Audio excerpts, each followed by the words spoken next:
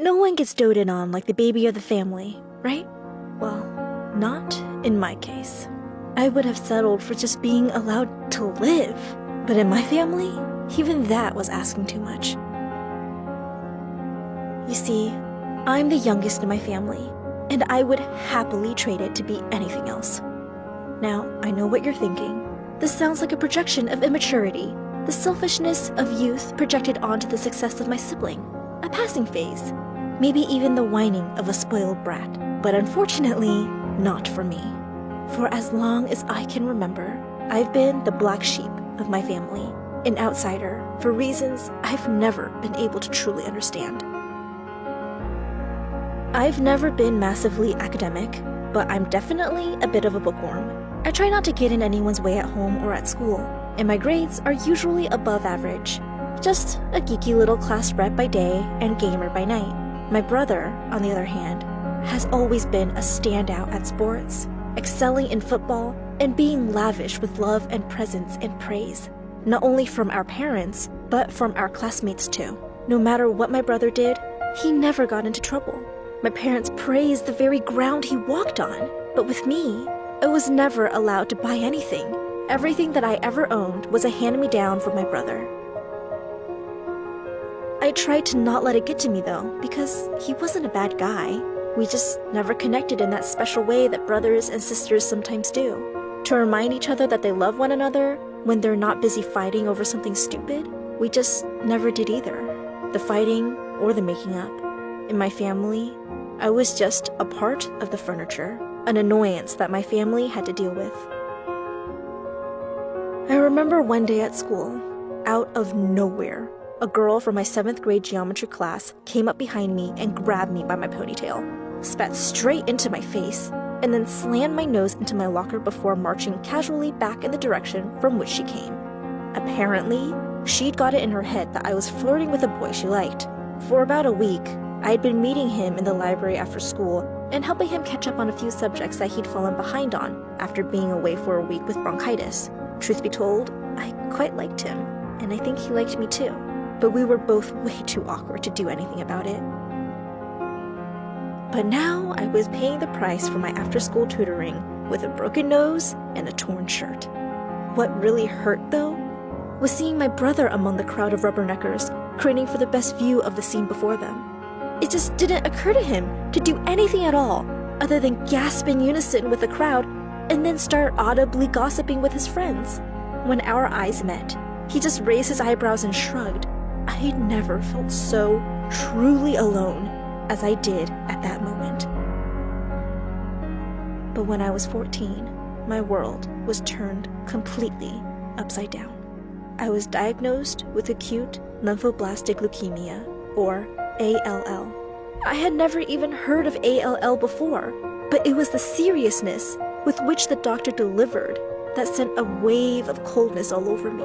I remember him asking me if I wanted him to call my parents. I didn't even know how to process what I had just been told and couldn't bring myself to answer him. Instead, I calmly got up, said sorry, and walked out of his office. But inside, I was freaking out. Once I got home, I did some Googling and familiarized myself with the disease, when despair truly set in. And for as much as I've told myself over the years that my parents don't love me, they were certainly sad. That much was obvious. My grandparents and my aunt and uncle were devastated. I'm particularly close with my uncle, and always wanted to tell him that, as far as I'm concerned, he's my real dad. But I would settle for just telling him how special he is to me. It always puts a smile on his face. My diagnosis had apparently come quite late, and we were told that chemotherapy, coupled with a bone marrow transplant, was my only realistic option if I wanted to live. My uncle turned out to be a perfect donor and was overjoyed to be able to help. He didn't bat an eyelid when the surgeon was explaining the severe discomfort that he would be in for either. Chemotherapy, however, is expensive, and my family is far from rich.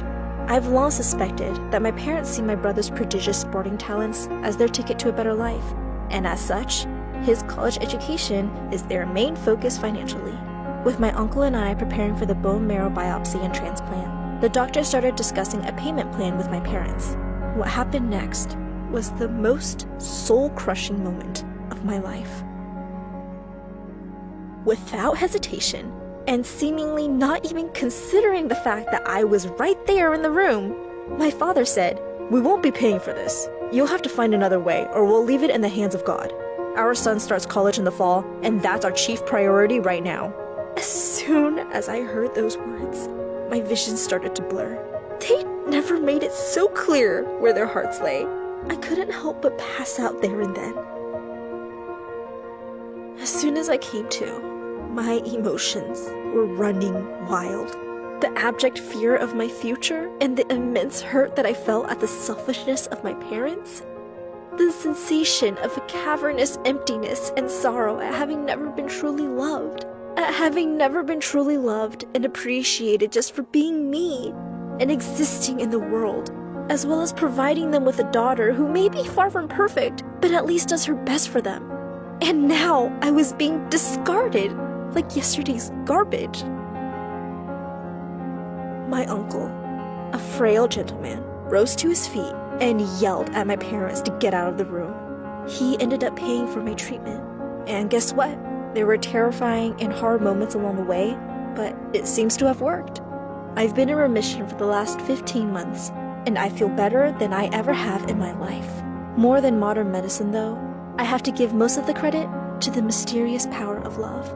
If my uncle hadn't stepped in where my parents had shown themselves to be unwilling, unloving, I don't know if I would have had the will to keep fighting.